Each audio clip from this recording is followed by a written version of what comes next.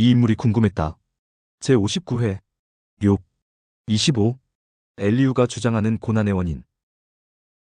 욥기 3장부터 시작된 욥과 욥의 세 친구 사이의 길고 긴 논쟁이 욥기 31장에서 드디어 끝을 맺었습니다.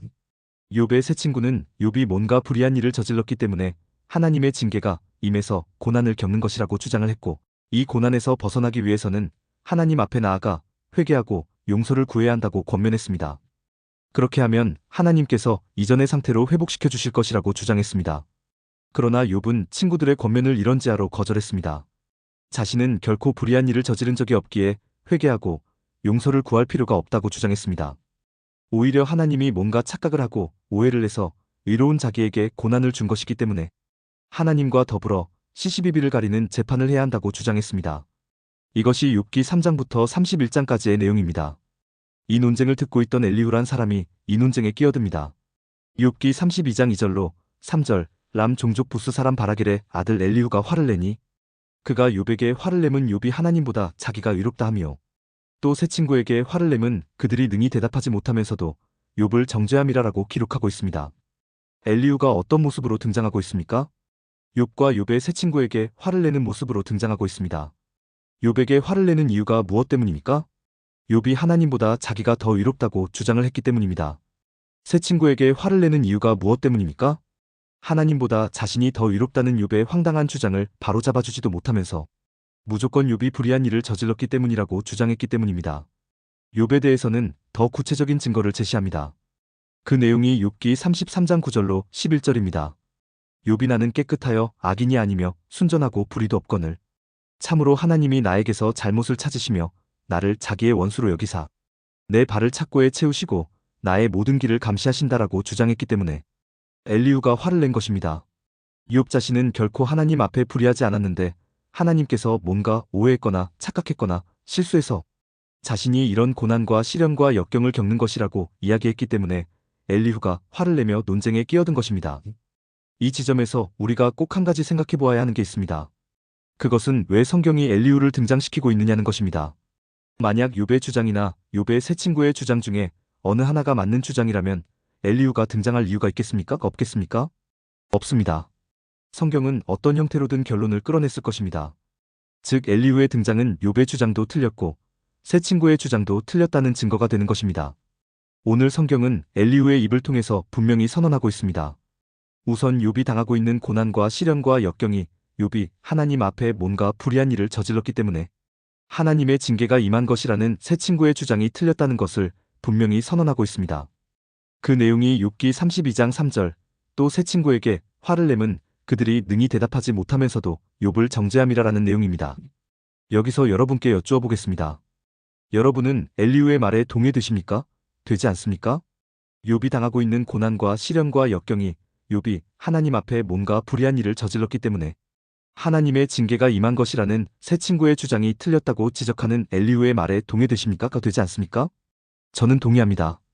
왜냐하면 성경을 통해 우리가 발견한 하나님은 잘하면 상 주고 못하면 벌 주는 하나님이 아니라 사람의 행위와 관계없이 오직 사랑과 은혜로 사람을 대해주시는 분이셨기 때문입니다. 또 오늘 성경은 엘리후의 입을 통하여 분명히 선언하고 있습니다. 욥 자신은 절대로 불의하지 않은데 하나님의 실수, 하나님의 착각, 하나님의 오해로 자신에게 시련과 고난과 역경이 찾아온 것이라는 욥의 주장이 틀렸다는 것을 분명히 선언하고 있습니다. 그 내용이 욥기 32장 2절. 그가 욥에게 화를 내면 욥이 하나님보다 자기가 의롭다 함이오라는 내용입니다. 한 번 더 여러분께 여쭈어 보겠습니다. 여러분들은 엘리후의 말에 동의되십니까? 되지 않습니까? 욥 자신은 의로운데 하나님이 의롭지 않아서 자신이 불행을 겪고 있는 것이라는 욥의 주장이 틀렸다고 지적하는 엘리후의 말에 동의되십니까? 되지 않습니까? 저는 동의합니다. 왜냐하면 성경을 통해 우리가 발견한 사람은 죄인이라는 존재이기 때문입니다. 결코 의로울 수 없는 존재이기 때문입니다. 엘리후는 욥의 고난, 즉 사람의 고난이 사람의 불의에 대한 하나님의 징계가 아니라고 주장을 하고 있고, 사람의 고난이 하나님의 실수나 착각이나 오해로 인한 것도 아니라고 주장을 하고 있습니다. 그럼 지금부터는 어떤 내용이 펼쳐지겠습니까? 당연히 사람이 겪는 고난과 시련과 역경의 원인에 대한 엘리후의 주장이 펼쳐집니다. 따라서 지금부터 우리는 엘리후의 주장이 어떤 주장인지, 엘리후의 그 주장이 옳은지 그른지를 파악해야 하는데, 초점을 맞추어야 합니다. 그 파악을 하기에 앞서 먼저 엘리후란 사람이 어떤 사람인지 그 캐릭터부터 잠깐 살펴보도록 하겠습니다. 우선 엘리후는 자신을 대단히 예의 바른 사람이라고 소개하고 있습니다. 그 내용이 욥기 32장 6절 나는 연소하고 당신들은 연로함으로 뒷전에서 나의 의견을 감히 내놓지 못하였노라라는 내용입니다. 자신이 욥과 욥의 세 친구보다 어리기 때문에 함부로 대화에 끼어들지 못했다는 내용입니다. 또 엘리후는 자신을 대단한 정의감과 지식을 갖춘 사람이라고 소개하고 있습니다. 그 내용이 욥기 32장 18절로 20절 내 속에는 말이 가득하니 내 영이 나를 압박함이니라. 보라 내 배는 봉한 포도주통 같고 터지게 된 새 가죽부대 같구나. 내가 말을 하여야 시원할 것이라 내 입을 열어 대답하리라라는 내용과 욥기 33장 3절 내 마음의 정직함이 곧 내 말이며 내 입술이 아는 바가 진실을 말하느니라라는 내용입니다. 또 엘리후는 자기는 하나님을 대단히 높이는 사람이라고 소개하고 있습니다. 그 내용이 욥기 33장 12절로 13절 내가 그대에게 대답하리라. 이 말에 그대가 의롭지 못하니 하나님은 사람보다 크심이니라. 하나님께서 사람의 말에 대답하지 않으신다 하여 어찌 하나님과 논쟁하겠느냐라는 내용입니다. 즉 엘리후가 소개하는 자신의 정체성은 자신은 하나님을 대단히 높이는 사람이고 어른에게는 대단히 예의 바른 사람이고 정의감과 풍성한 지식을 갖춘 사람이라는 것입니다. 즉 자신은 완벽한 사람이라는 것입니다. 그러니 자신의 이야기에 토를 달 생각하지 말고 그저 듣기만 하라는 것입니다. 이른바 기선제압, 즉 욥과 욥의 세 친구의 길을 꺾을 대로 꺾으면서 대화에 끼어드는 것입니다. 어찌 보면 참 싸가지 없는 엘리후라고 할 수 있습니다. 이런 엘리후가 앞으로 어떤 이야기를 할지 능히 짐작할 수 있는 내용이 욥에게 하는 말로 욥기 33장 12절로 13절 내가 그대에게 대답하리라. 이 말에 그대가 의롭지 못하니 하나님은 사람보다 크심이니라. 하나님께서 사람의 말에 대답하지 않으신다 하여 어찌 하나님과 논쟁하겠느냐라는 말입니다. 이 말은 두 가지 의미를 담고 있습니다. 첫 번째 의미는 욥 네가 틀렸다는 것입니다. 욥이 세 친구와 논쟁할 때 주장했던 내용이 무엇이었습니까? 욥 자신은 의로운데 하나님께 무슨 오해가 있어서 자신이 이런 고난을 겪는 것이라고 주장했습니다. 그래서 하나님과 더불어 시시비비를 가리는 재판을 열어야 한다고 주장했습니다. 그런 욥의 주장이 틀렸다고 지적하는 내용, 그 내용이 어찌 하나님과 논쟁하겠느냐라는 표현입니다. 두 번째 의미는 하나님은 사람과 시시비비를 가리는 논쟁을 하시는 분이 아니라 사람을 위해 선제적으로 일하시는 분이라는 것입니다. 사람보다 크신 하나님께서 사람을 위해 먼저 일을 행하시기 때문에 사람이 그 하나님의 일하심의 의미를 알아차려야지 하나님과 논쟁하는 것은 어불성설이라는 것입니다. 이 두 번째 의미가 아주 중요합니다. 하나님께서 사람을 위해 선제적으로 어떤 일을 행하신다는 것, 이것이 아주 중요합니다. 이것은 과연 무엇일까요? 이제 그 원리를 알아보겠습니다. 그 원리를 알아보기에 앞서 여러분께 한번 여쭈어 보겠습니다. 사람이 살아가는 동안에 많은 고난을 겪습니다. 지금 욥이 바로 그런 상황입니다. 그런데 고난의 원인이 과연 무엇이냐는 것입니다. 욥의 세 친구는 사람의 의롭지 않은 행동에 대한 하나님의 징계가 고난의 원인이라고 했습니다.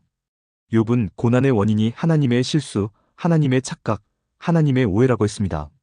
그런데 엘리후는 욥의 말도, 욥의 세 친구의 말도 다 옳은 말이 아니라고 했습니다. 그럼 엘리후는 사람이 겪는 고난의 원인을 과연 무엇이라고 주장을 하겠느냐는 것입니다. 엘리후는 고난의 원인을 무엇이라고 주장할까요? 힌트를 드리자면 오늘날 기독교인들이 아주 자주 쓰는 말이기도 합니다. 정답이 무엇일까요? 정답은 하나님의 경고입니다. 그렇습니다. 엘리후는 사람이 겪는 고난과 시련과 역경은 하나님의 경고라고 주장을 하고 있습니다. 엘리후는 우선 하나님은 사람에게 하나님의 뜻을 알려주시기 위해 끊임없이 신호를 보내고 계신다고 이야기합니다. 그러나 사람이 하나님의 그 신호에 전혀 귀를 기울이지 않고 전혀 반응하지 않는다고 이야기합니다. 그 내용이 욥기 33장 14절 하나님은 한 번 말씀하시고 다시 말씀하시되 사람은 관심이 없도다라는 내용입니다. 그런데 하나님께서 사람에게 신호를 보내는 목적이 무엇이냐는 것입니다. 그 목적이 욥기 33장 17절로 18절 이는 사람에게 그의 행실을 버리게 하려 하심이며 사람의 교만을 막으려 하심이라. 그는 사람의 혼을 구덩이에 빠지지 않게 하시며 그 생명을 칼에 맞아 멸망하지 않게 하시느니라라는 내용입니다. 즉 사람이 악한 행실을 하지 않도록, 사람이 교만 떨지 않도록, 사람이 정신줄을 놓지 않도록, 사람이 죽음에 이르지 않도록 하기 위해 하나님께서 선제적으로 어떤 신호를 보내신다고 이야기하고 있는 것입니다. 그 신호의 내용은 무엇일까요?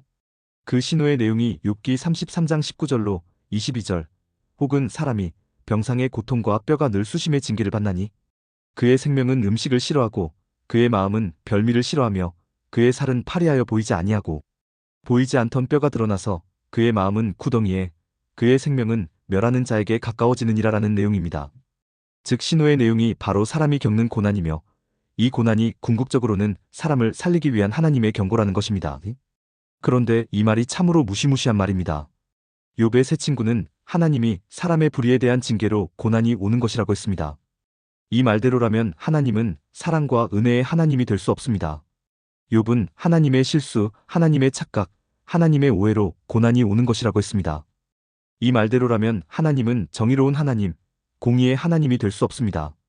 그런데 엘리후의 말을 따르면 하나님은 정의의 하나님이시며 사랑과 은혜의 하나님이라는 개념에서 전혀 벗어나지 않습니다. 사람의 불의로 인해 일어날 수 있는 사람의 멸망을 미리 방지하기 위해 하나님께서 그 경고로 고난을 주시는 것이기에 하나님은 정의의 하나님, 사랑과 은혜의 하나님이라는 개념을 그대로 유지할 수 있는 것입니다. 이 얼마나 무시무시한 이야기입니까? 사람이 겪는 고난을 오히려 하나님의 사랑이라고, 하나님의 은혜라고 포장해서 이야기하는 것입니다. 여러분은 엘리후의 이 이야기에 동의되십니까? 아마 동의를 하시는 분도 계실 것입니다. 왜냐하면 그동안 우리가 교회에서 고난은 하나님의 경고, 하나님의 시험, 하나님의 연단이라는 이야기를 워낙 많이 들었기 때문입니다. 그러나 저는 동의할 수 없습니다. 사람이 겪는 고난이 하나님의 경고라는 엘리후의 말에 저는 절대로 동의할 수 없습니다. 왜 동의할 수 없는지 그 이유는 다음 영상에서 살펴드리도록 하겠습니다. 공감이 되었다면 구독과 좋아요, 알림 설정 부탁드립니다. 하나님의 말씀을 바르게 전하는 데 큰 도움이 될 것입니다. 평등하고 공정하며 정의롭고 행복한 세상을 이루는 데 큰 도움이 될 것입니다.